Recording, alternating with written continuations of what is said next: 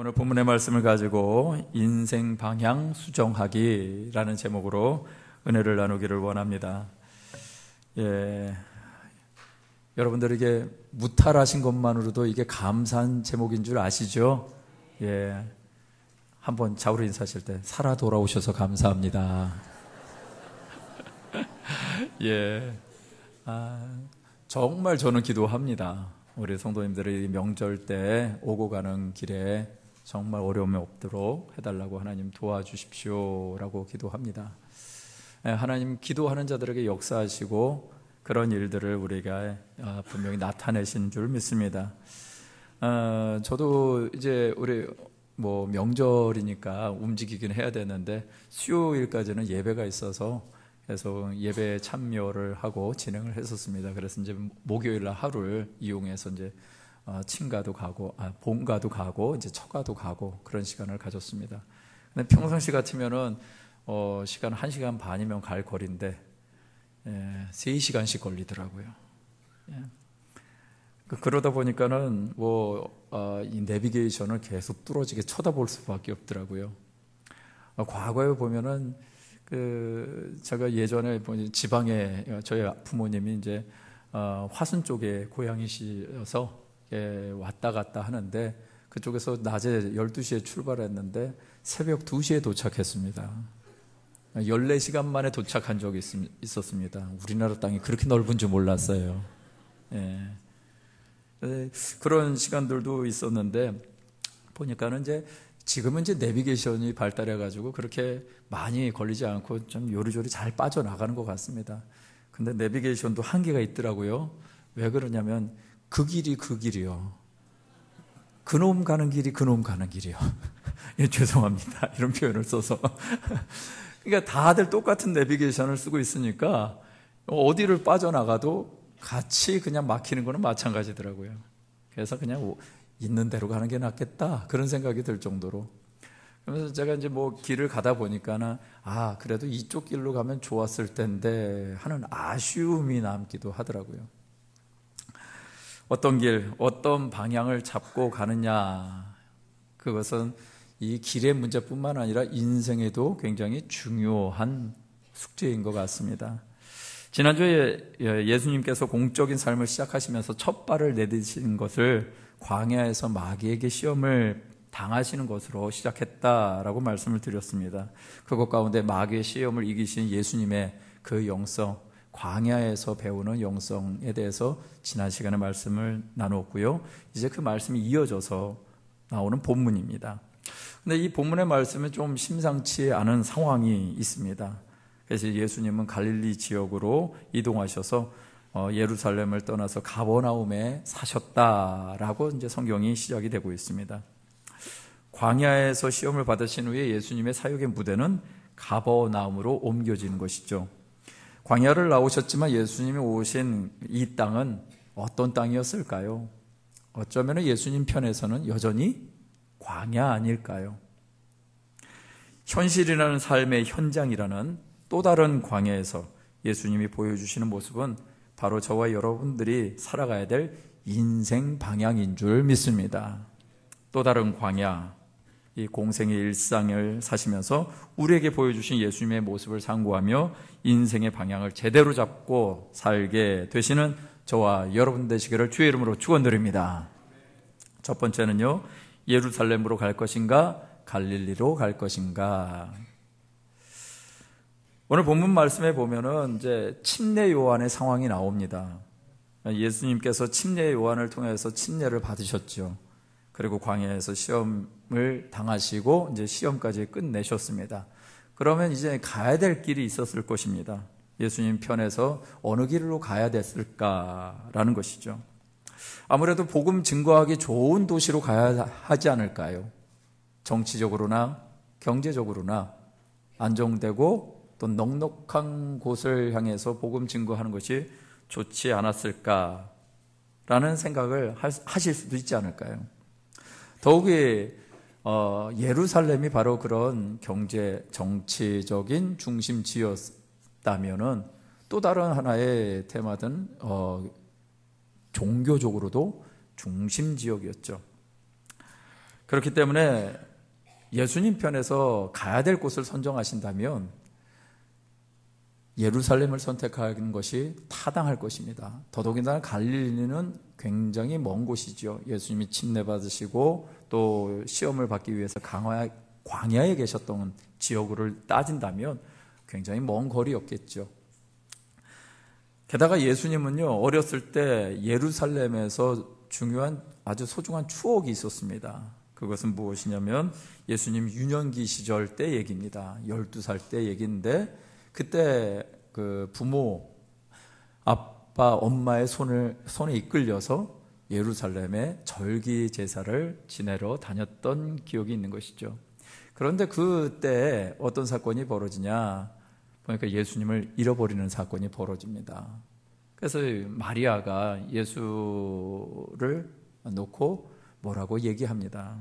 어떻게 이렇게 주의를 기울이지 않고 어떻게 부모를 놓칠 수 있냐. 어쩌면 이런 얘기였지 않았을까 싶습니다.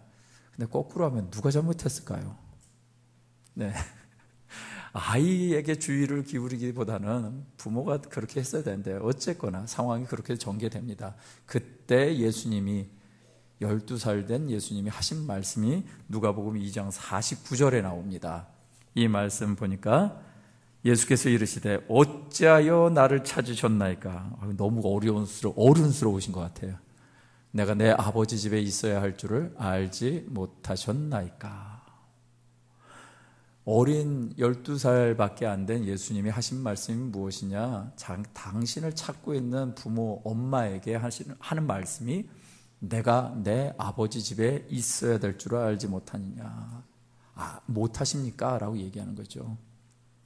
예루살렘은 예수님에게 아버지의 집이었던 것입니다. 이런 경험이 있었기에 분명 하나님 아버지의 집이 있는 곳을 향해서 가야만 하는 것이 맞을 것입니다. 그런데 예수님의 행적이 예루살렘을 향하지 않습니다. 대신에 북쪽 갈릴리 지역에 머무시면서 공생의 삶을 시작을 하시는 거죠. 왜 예수님은 그런 길을 선택하셨을까? 그 이유가 마태복음 4장 13절에서 16절에 나오고 있습니다. 함께 읽어볼까요? 시작. 나사렛을 떠나 스불론과 납달리 지경 해변에 있는 가버나움에 가서 사시니 이는 선지자 이사야를 통하여 하신 말씀을 이루려 하심이라. 일러스되 스불론 땅과 납달리 땅과 요단강 저편 해변 길과 이방의 갈릴리여 흑암에 앉은 백성이 큰 빛을 보았고 사망의 땅과 그늘에 앉은 자들에게 빛이 빛이었도다 하였느니라. 이 말씀은요, 예수님께서 지금 어떤 길을 선택을 하셨는가? 바로 가버나움에 가실 것을 선택하셨고 거기에 사셨다라는 것을 선택하셨습니다. 그런데 그렇게 되어진 동기가 무엇인가? 14절에서 15절 말씀인 것이죠. 선지자 이사야를 통해서 하신 말씀을 이루러 하십니다 라고 얘기하고 있습니다. 이 말씀은 이사야서 9장 1절에서 2절에 있는 말씀입니다. 예수님의 선택은요, 하나님의 약속된 말씀 때문에 이루어진 것입니다. 예수님의 삶은 약속된 언약의 말씀을 이루시는 것이었죠. 예수님의 갈릴리 사역은 이처럼 예언된 말씀 가운데 있었습니다. 갈릴리 사역이 예수님의 사역의 중심이 된 것은 인간적인 판단과 선택이 아니었다라는 것입니다. 왜냐하면 그 당시에 인간적인 판단을 했다면 예수님은 거기에 선택할 필요가 없었습니다. 더더군다나 그 지역에 이방인들이 많이 살았습니다. 여러분들이 알다시피 이방인들을 유대인들이 어떻게 취급했는지 아실 것입니다. 이방의 개처럼 취급했던 그들이 많이 살았던 지역이 이 갈릴리 지역이었던 것입니다. 그런 이유로 갈릴리 유대인들에게는 멸시와 천대를 받는 그런 곳이었죠. 만약 예수님이 현실적인 분이시라면 이런 갈릴리 지역으로 가지 말아야 했을 것입니다. 더 좋은 가능성을 쫓아 살아야 했을 것입니다. 자기에게 유리한 선택을 하고 더 자기에게 유리한 고지를 점령하는 편을 선택해야만 했을 것입니다. 그런데 예수님은 그렇게 하지 않으십니다. 예수님의 삶은 하나님 말씀 중심이었습니다. 예수님은 전능자의 능력도 있으셨습니다. 만물의 주인이셨고 모든 것을 마음대로 하실 수 있는 분이셨습니다. 그런데 그렇게 하지 않으시는 것입니다. 공적인 삶의 시작부터 당신의 마음대로, 당신의 뜻대로 살지 않고 오직 하나님 아버지께 기도와 간구로 하나님 아버지의 뜻을 구하며 사셨던 것을 보여주시고 있는 것입니다. 오직 하나님의 말씀을 이행하는 것이 예수님의 삶의 모습이었습니다. 히브리서 11장 8절에서 9절 말씀에 보니까 믿음으로 아브라함은 부르심을 받을 때 순종하여 장래의 유업으로 받을 땅에 나아갈새 갈 바를 알지 못하고 나아갔으며 믿음으로 그가 이방의 땅에 있는 것 같이 이 약속의 땅에 거류하여 동일한 약속을 유업으로 함께 받은 이삭 및 야곱과 더불어 장막에 거하였으니 10절 말씀 함께 읽겠습니다. 시작. 이는 그가 하나님이 계획하시고 지으실 터가 있는 성을 바랐음이라. 할렐루야. 이 히브리서 11장 말씀을 가지고 사람들은 믿음장이라고 얘기합니다. 무엇을 믿는 것인가요? 내 바람이 이루어지는 것이 믿음이 아니라 하나님이 나를 향한 계획된 약속을 믿는 것이 우리의 믿음이라는 것이죠. 그리고 하나님을 향한 나의 믿음을 확증하는 것, 이것이 믿음인 줄 믿습니다. 사람들에게 있어서 참 안타까운 순간들이 있습니다. 제가 어저께 어떤 영상을 하나 봤는데 제주도에 민박집을 운영하는 연예인이 있더라고요. 효린의 민박인가요? 네. 보니까 거기에 많은 사람들이 와서, 남 모르는 사람들이 와서 민박을 하면서 인생 얘기도 하고 여러 가지 어떤 즐거움의 시간도 갖고 그러는데, 제가 이렇게 잠깐 영상을 본 거는 뭐였냐면 여대생 2명이 와서 거기에서 이제 쉬면서 대화를 하고 있는 장면이었습니다. 대화를 하는데 뜬금없이 우는 거죠. 그러니까는 그 민박 여사장님인 이 효리 씨가 가가지고 대화를 합니다. 왜 그러냐고. 그랬더니 한 명 여대생은 대학교 4학년이고요. 이제 졸업반이어서 취업을 준비해야 되고, 한 대학생은 친구인데 대학교 1학년생이에요. 이제 막 시작하는 이 대학생활을 시작하는 그 여학생이었는데, 둘이 대화하는 중에 이 1학년생 여학생이 울어버리는 것입니다. 왜 그러냐 봤더니 이 여학생이 오수를 한 거예요. 오수를 하고 원하는 대학에 들어갔습니다. 여러분, 오수가 중요한 게 아니에요. 원하는 데 들어가는 게 중요한 거지. 예. 근데 원하는 데 들어가서 생활을 하는데, 그러면서 얘기하는 것이 무엇이냐면 이런 얘기를 했습니다. 학교만 가면 행복할 줄 알았는데 그게 아니라는 걸 깨달았어요. 그러면서 우는 거예요. 그걸 보는 제 마음도 짠하더라고요. 내 계획을 위해서 열심히 노력하고 그 결과를 얻으면 행복할 줄 알았는데 아니더라라는 것입니다. 뭐가 잘못된 것이죠? 이 학생은 이 대학 가기 위해서 몇 년을 공부했을까요? 몇 년? 계산이 되십니까? 초등학교 6년, 중학교 3년, 고등학교 3년, 그리고 오수 17년을 대학 준비를 한 것입니다. 그래서 원하는 대학을 갔습니다. 행복할 줄 알았습니다. 그런데 아니라는 걸 깨달은 거예요. 뭔가 잘못된 것이죠. 인생의 방향이 잘못된 것입니다. 오로지 인간은요, 나를 지으신 분을 만날 때 행복한 것인 줄 믿습니다. 이것이 우리의 방향입니다. 예수님은 온 우주 만물을 만드시는데 삼위의 하나님으로 함께 계셨던 분이십니다. 그런 그분이, 그런 예수님 역시도 하나님의 계획만 신뢰하셨습니다. 그리고 순종하셨습니다. 그래서 마태복음 4장 17절 상반절 말씀에 보니까 이렇게 말씀하십니다. 그때부터 예수께서 비로소 전파하여. 예수님에게도 하나님의 때가 있었다라는 것을 여러분 기억하시길 바랍니다. 그때부터 비로소 하늘의 메시지를 전파하는 것이었다.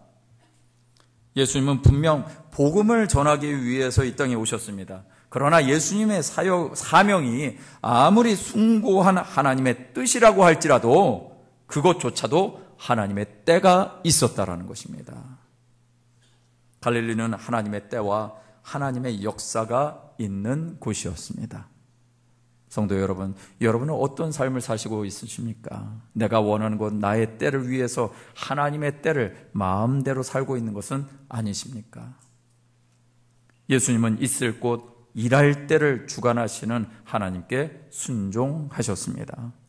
잠언 20장 24절 말씀 우리 함께 읽어볼까요? 시작. 사람의 걸음은 야훼로 말미암나니 사람이 어찌 자기의 길을 알 수 있으랴. 사람의 걸음은 오직 하나님만 알 수 있습니다. 하나님으로 말미암습니다. 여러분, 혹시 점집 가신 분이 있다면 반드시 회개하시길 바랍니다. 요즘에 보니까 점을 재미로 하시는 분들이 많아졌습니다. 근데 진짜 이름난 무당 한 분이 예수님을 믿게 됐습니다. 여러분, 무당이 예수님을 믿는다는 것은 목숨을 건 것인 거 아십니까? 그 정도로 나오기가 어렵습니다. 그런데 그분이 하는 얘기가 있어요. 왜 사람들이 무당을 찾느냐? 너무 잘 맞히거든요. 내가 어떻게 살았는지 어쩜 그렇게 쪽집게처럼 하냐고요. 그러니까 넘어갑니다. 그런데요, 아주 중요한 얘기를 이분이 하시더라고요. 귀신은 미래를 몰라요. 과거는 알지만 미래를 모릅니다. 그러니까 무당이 어쩔 수 없이 미래를 점쳐줘야 되니까 말은 하긴 하는데 다 거짓인 거예요. 근데 그 거짓에 자기 인생을 맞춰가 듣는 사람들이. 이런 어리석은 일이 어디 있겠습니까? 여러분, 속지 마시기 바랍니다.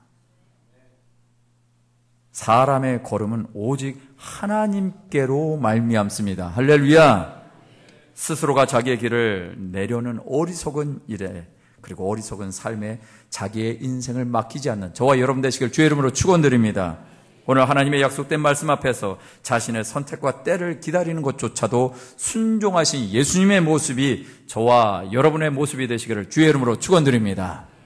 두 번째는요, 허상에서 실상으로 인생을 전환하라.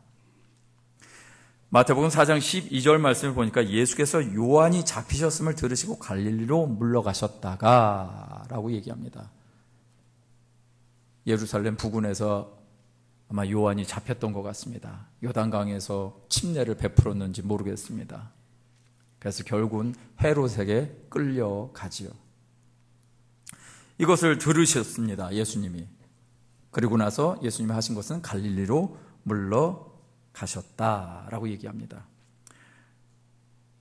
이 말씀을 통해서 우리가 짐작할 수 있는 것은 분위기가 심상치 않으니까 침례 요한에 잡혔다는 것이 예수님의 마음에 부담이 되셨을까요? 물러가다라는 말에 그 헬라어 원어를 살펴보니까 이런 뜻이 있습니다. 원래 장소로 되돌아가다라는 뜻이 있습니다. 이 말인즉 침례 요한이 잡힌 것이 두려워서 간 것이 아니라 원래 가야 할 곳으로 예수님이 가신 것입니다. 무슨 말이냐? 침례 요한의 상황 속에서 예수님이 부담을 느끼신 것은 신변에 대한 부담이 아니라 오직 이 신변에 대한 부담은 예수님에겐 중요하지 않은 허상이었다라는 것입니다. 예수님의 관심은 오직 복음을 전하는 것이었습니다. 복음이 예수님에게는 실상이었던 것이죠. 히브리서 11장 1절에서 3절 말씀해 보니까 믿음은 바라는 것들의 실상이요 보이지 않는 것들의 증거니 선진들이 이로써 증거를 얻었느니라. 3절을 함께 읽겠습니다. 시작. 믿음으로 모든 세계가 하나님의 말씀으로 지어진 줄을 우리가 아나니 보이는 것은 나타난 것으로 말미암아 된 것이 아니니라. 할렐루야. 실상을 보는 눈이 필요한 줄 믿습니다. 사람들은 눈에 보이는 일에 목숨을 걸고 살아가고 있습니다. 왜냐하면 그것이 실상인 줄 알고 그것이 진짜인 줄 알고 살기 때문에 그렇습니다. 혹시 개그우먼 조혜련 씨를 아십니까? 예. 이분의 인생 가운데 많은 어려움이 있었습니다. 그런데 어느 종교 신문 기자가 이분에게 질문을 했어요. 혹시 다른 종교를 믿지 않으셨습니까? 라고 물어보니까 이분이 그때부터 말을 꺼냅니다. 예, 그렇게 많이 알려져 있습니다. 하나님 만나기 전에 진리를 찾기 위해서 많이 고민했거든요. 예를 들어서 법륜 스님을 쫓아다니기도 했고, 또 유명한 데이비드 오킨스 박사라는 그 영성가를 쫓아다니기도 했답니다. 삶을 어떻게 이루어 나가야 하는지 고민을 많이 했다고 하는 것이죠. 그러다가 지금 남편을 만났답니다. 그 남편이 크리스천이었습니다. 남편이 하나님에 대해서 이야기를 많이 할 때마다 핑계를 줬습니다. 이분이 한 것은 내가 강사야. 내가 자기 개발을 위한 강연도 했던 사람이야. 그러니까 이걸 가지고 남편의 얘기를 묵살을 했습니다. 모든 종교와 진리는 하나야. 기독교도 좋지만 내게는 강요하지 마. 이 정도까지 얘기를 했다고 합니다. 그런데 남편이 너무너무 간곡하게 부탁을 하고 조건을 걸어서 그 조건 때문에 한번 가게 됐습니다. 한 번만 가달라고 해서. 그래서 앉아있는데 찬송가가 나오더랍니다. 아, 하나님의 은혜로. 예.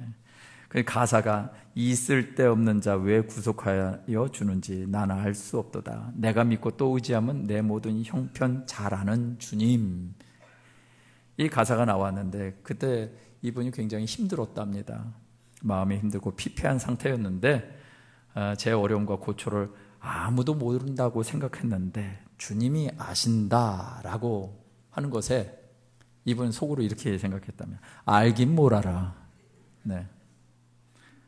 그런데 뭔가 이렇게 좀 은혜가 됐답니다. 그래서 나름 40여 년간의 인생을 살면서 많은 책을 읽고 남묘호랭개교를 이분이 믿었나 봅니다. 그래서 그런 종교도 접했지만 이 성경만은 안 읽었다.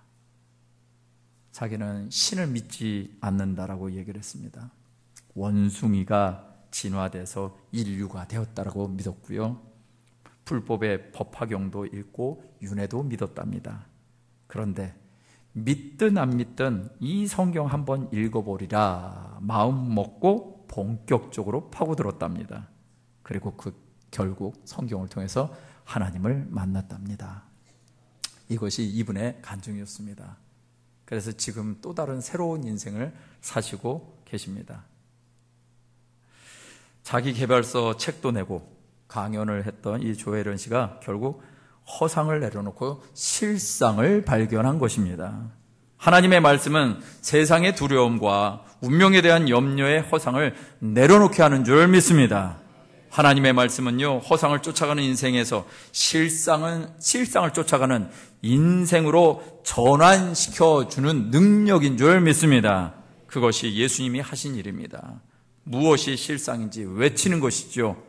자, 마태복음 4장 17절 말씀 함께 읽겠습니다. 시작.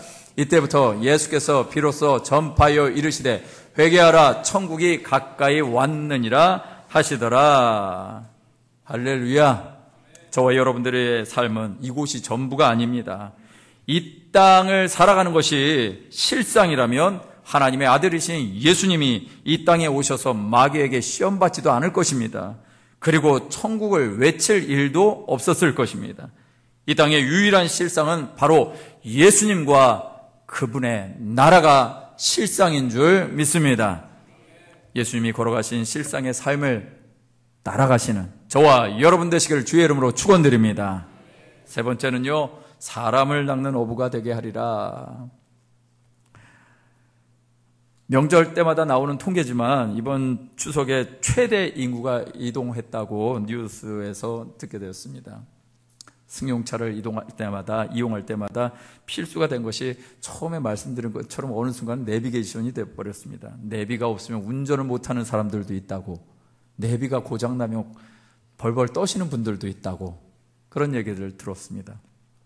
많은 운전자들이 내비게이션을 사용하듯이 그리스도인에게는 영적인 내비게이션이 있어야 하는 것입니다. 그런데 그 목적지가 무엇인지, 이 땅에 사는 동안 우리의 목적지는 어디인지를 스스로 자문해 봐야 하는 것이죠. 오늘날 많은 교회와 성도들에게 목적지와 그 목적지를 향한 올바른 과정을 제시하는 영적인 내비게이션이 필요합니다. 예수님은 그래서 이렇게 말씀하십니다. 마태복음 4장 19절에 좀 전에 읽은 말씀처럼 우리 다시 한번 읽겠습니다. 시작. 말씀하시되 나를 따라오라. 내가 너희를 사람 낚는 어부가 되게 하리라 하시니. 오늘 예수님이 뭐라고 말씀하시는가요? 나를 따라오라. 이것이야말로 진정한 내비게이션 아니겠습니까? 예수님이야말로 진정한 내비가 되셔서 우리의 삶을 이끌어 주시기 위해 나를 따라오라고 하시는 줄 믿습니다. 그런데 그렇다면 무엇을 위해서 이 내비의 역할을 하고 있을까요? 바로 이어지는 말씀입니다. 저와 여러분들이 보시는 나를 따라오라 다음의 말씀 함께 읽겠습니다. 시작. 내가 너희를 사람 낚는 어부가 되게 하리라 하시니. 여러분, 예수님을 따르는 사람들의 삶의 방향이 무엇인지 이제 보이십니까? 그것은 사람을 낚는 어부가 되는 것이다 라는 것입니다. 여러분, 이것은 행동의 전환입니다. 나만을 위한 신앙생활에서 누군가를 위한 신앙생활을 하는 것이죠. 어느 대학 교수님이 믿지 않는 친구에게 예수님을 소개했습니다. 그러나 이 친구가 굉장히 고집이 셌는지 절대로 안 믿겠다라고 완강하게 거부한 것입니다. 온갖 방법을 다 동원했지만 좀처럼 움직이지 않던 어느 날 길을 가다가 다시 한번 이 교수님이 친구에게 예수님 얘기를 꺼냈습니다. 그랬더니 제발 그 얘기는 그만하게. 계속 그러면 절규할 거야. 이렇게 아주 엄포를 놓습니다. 그런데 이 친구에게 이제 권면을 합니다. 여보게, 진짜 예수를 안 믿어도 좋으니까 길 건너편에 보이는 저 교회에 들어가서 나는 주님을 믿습니다. 왜냐하면 나를 구원하시려고 십자가에 못 박혀 돌아가셨기 때문입니다. 라고 3번만 소리를 지르고 나오면 내가 10만 원 주겠네. 돈이 무섭습니다. 결국 그 교수의 말대로 이분이 합니다. 아무도 없는 교회 가서 3번만 하면 된다 이거지. 그래서 수락하고 그 교회에 가가지고 큰 소리로 외쳤습니다. 그런데 그렇게 해서 외치고 나온 친구에게 한 가지 더 요구를 했습니다. 다시 한 가지 더, 이것만 외쳐주면 좋겠네. 주님이 십자가에 못 박히신 것이 나와 무슨 상관이 있나이까? 주님이 십자가에 못 박힌 것이 나와 무슨 상관이 있나이까? 이 소리 한 번만 더 외쳐주게. 이 친구가 아무 생각 없이 들어갔다가 이 외침을 하고는 갑자기 목이 메이기 시작했습니다. 그리고 펑펑 우는 것입니다. 2000년의 사건이 지금도 능력이 있는 줄 믿습니다. 이 전도하신 이 교수님에게 있어서 삶의 본분이 뭘까요? 교수일까요? 교수가 아니라 복음 증거하는 것이 우리의 본분인 것이죠. 마태복음 4장 19절 말씀처럼 내가 너희를 사람 낚는 어부가 되게 할 거다라고 주님 말씀하셨습니다. 예수님을 믿는다는 것은 그분의 길을 걸어가는 것입니다. 그래서 생명의 길을 걷게 되는 것이고요, 생명의 길을 걸어가는 자들에게는 삶의 구원을 나누는 역사가 있게 되어지는 것입니다. 사람을 낚는 어부가 되게 하신다는 것은 단순히 전도를 하라고 제가 여러분들에게 전도로 광고하는 것이 아닙니다. 여러분, 전도는요 행위입니다. 단순히 전도하라고 이런 행위 명령을 주신 것이 아니라 예수님을 믿는 사람들은 존재적인 변화가 일어난다는 것을 말씀하고 있는 것입니다. 삶의 방향이 바뀐 자들입니다. 구원을 받은 자의 삶이 이것이라고 말씀하고 있는 것입니다. 오늘날 예수님을 믿는 그리스도인의 삶의 방향과 목적이 뭔가요? 바로 주님이 말씀하셨습니다. 내가 너의 영혼의 내비가 될 텐데 너의 삶의 방향은 바로 이것이야. 왜? 네가 하나님의 자녀거든. 사망에서 건진받은 구원받은 존재거든. 근데 구원받은 존재가 살아가는 길은 사람을 낚는 어부가 되어지는 거야. 이것은 존재적인 변화지 그저 내가 해드리는 구원받기 위한 조건이 아닙니다. 제가 어느 분 앵커분의 그 간증을 보다가 거기에서 안타까운 얘기를 봤습니다. 무엇이냐면 그분과 같이 있는 사람들이 전도를 많이 해야지 구원받는 거 아니야? 이런 얘기를 한 거예요. 여러분 어떻습니까? 맞습니까? 전도를 많이 하면 구원 받으시겠습니까? 그럼 전도 안 하면 구원 못 받겠네요? 그럼 전도하는 것 자체가 구원받는 조건이 될까요? 아니죠. 전도가 구원의 조건이 아니라 구원을 받았으니까 전도가 따라오는 것 아닐까요? 할렐루야! 하나님의 사람이 되었다라는 것은, 예수님을 따르는 제자가 됐다라는 것은 이 삶이 저절로 되어지는 것 아닐까요? 그런데 우리의 삶이 이 삶을 선택을 잘 안 하더라는 것이죠. 오늘 예수님의 말씀이 나를 따라오라고 하셨습니다.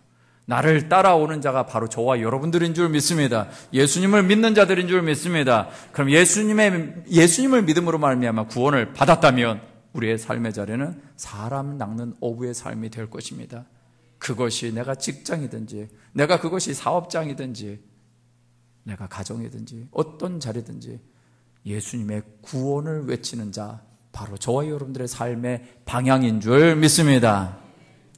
말씀을 마무리합니다. 예수님은 하나님의 약속된 말씀 위에서 자신의 삶의 선택과 때를 하나님의 말씀대로 순종해 내셨습니다. 그리고 하나님이 주신 거룩한 부담감을 가지고 허상이 아닌 실상의 나라, 천국을 전파하셨습니다. 결국 우리가 어떤 존재로 사는 것이 목적인지 바른 삶임을 가르쳐 주시는 것입니다. 시편 119편 133절 말씀을 우리 함께 읽겠습니다. 시작. 나의 발걸음을 주의 말씀에 굳게 세우시고 어떤 죄악도 나를 주관하지 못하게 하소서. 할렐루야. 한 번만 더 읽겠습니다. 시작. 나의 발걸음을 주의 말씀에 굳게 세우시고 어떤 죄악도 나를 주관하지 못하게 하소서. 시편 37편 31절 말씀도 함께 읽겠습니다. 시작. 그의 마음에는 하나님의 법이 있으니 그의 걸음은 실족함이 없으리로다. 할렐루야. 예수 그리스도를 따라가는 자들에게 그 마음에는 하나님의 법이 있다고 하십니다. 그래서 그 법이 있는 자들은 이 땅에 살아가는 동안 실족하지 아니할 것이고, 실족하는 자들을 세워내는 그 삶을 살게 되어질 줄 믿습니다. 베드로 후서 3장 9절에 우리 하나님의 마음입니다. 함께 읽겠습니다. 시작. 오직 너희를 대하여 오래 참으사 아무도 멸망치 않고 다 회개하기에 이르기를 원하시느니라. 할렐루야. 우리의 주님의 마음입니다. 멸망하기를 원하는 것이 아니라 아무도 멸망치 않고 돌아오기를 원하시는 것이 우리 주님의 마음입니다. 저와 여러분들의 삶에 구원이 있습니다. 하나님의 구원의 감격이 있습니다. 그렇다면 그 구원의 감격을 가지고 어떻게 살 것인가? 아무도 멸망치 않기를 바라는 그런 소원을 가지고 내 주변에 있는 사랑하는 이들을 보고, 내 주변에 또 가까이 있는 지인들을 보고, 내 주변에 꼭 구원 받아야 될 자들을 향해서 구원의 도, 십자가의 도, 예수 그리스도를 증거하시는 저와 여러분 되시길 주의 이름으로 축원드립니다. 이 시간 우리 한번 찬양하고 같이 기도하기를 원합니다. 여러분 너무나 잘 아는 찬양입니다. 많은 사람들, 참된 진리를 모른 채 주님 곁을 떠나갔지만 내가 만난 주님은 참 사랑이었고 진리이고 소망이었다. 여러분, 이 고백이 저와 여러분들의 고백이 되어지기를 원합니다. 오늘 이 시간에 여러분의 삶 가운데 인생을 점검하고 인생 방향을 새롭게 수정하시는 귀한 시간으로 찬양과 기도의 고백이 있게 되시길 주님 이름으로 축원드립니다. 우리 한번 박수 치면서 찬양 드릴까요?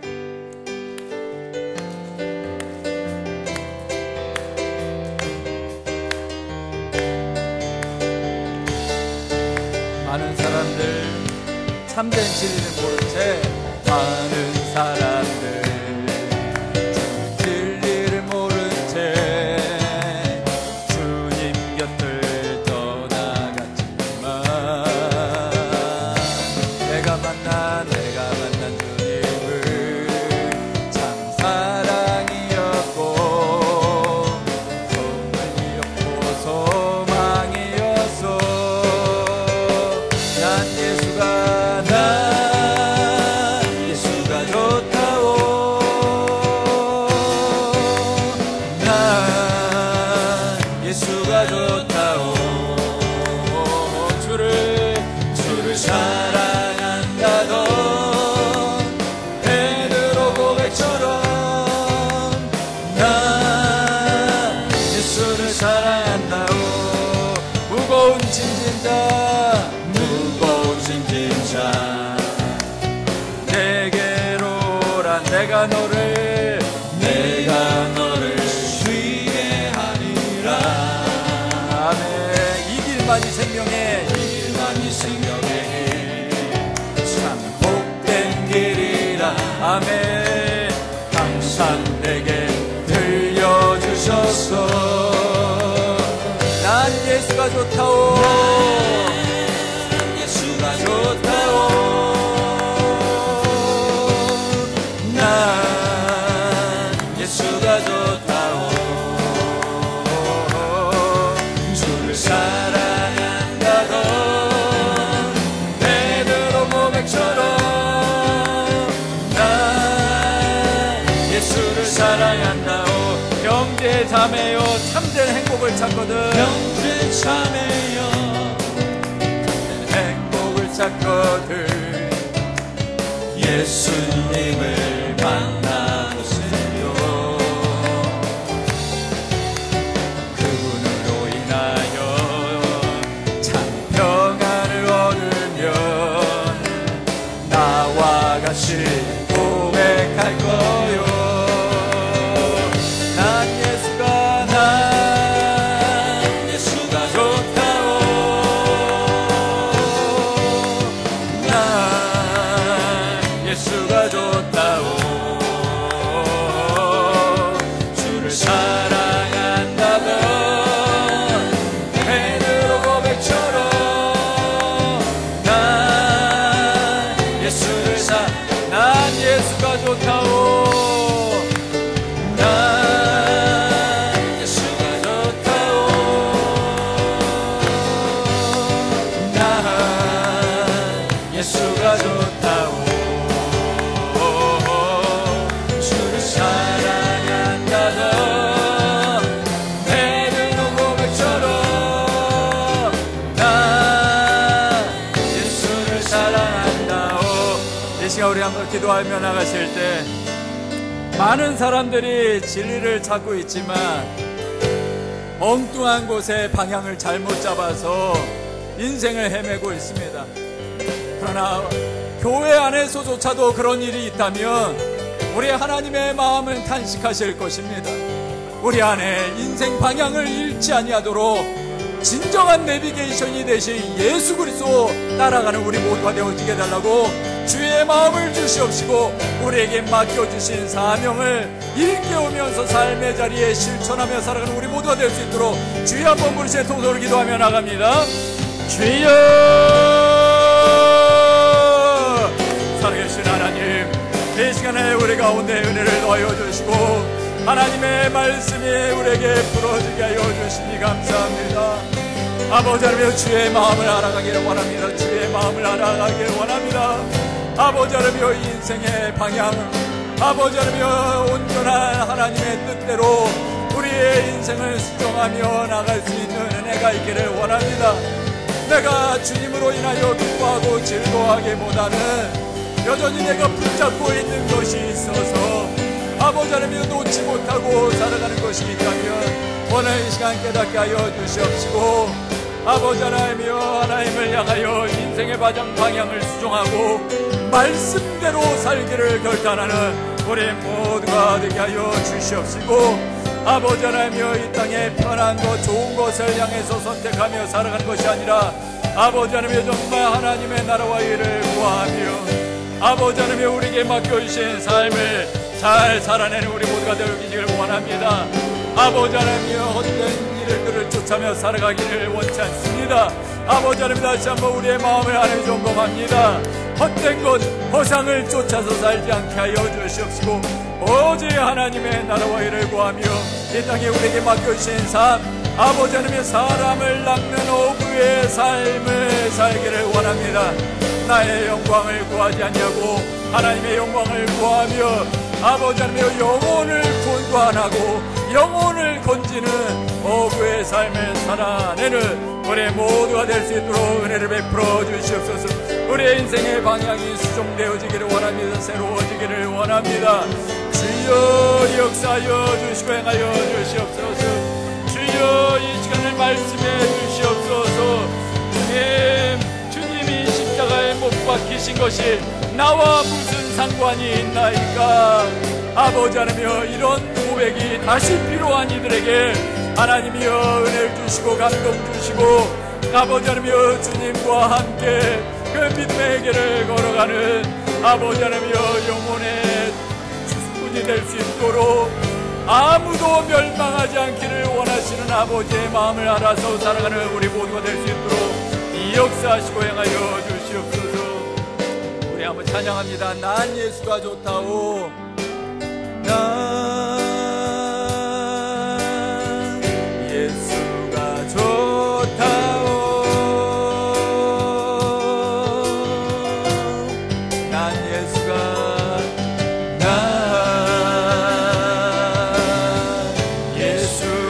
좋다오.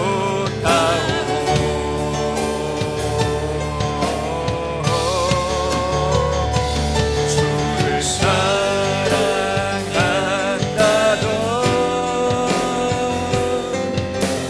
베드로 고백처럼 난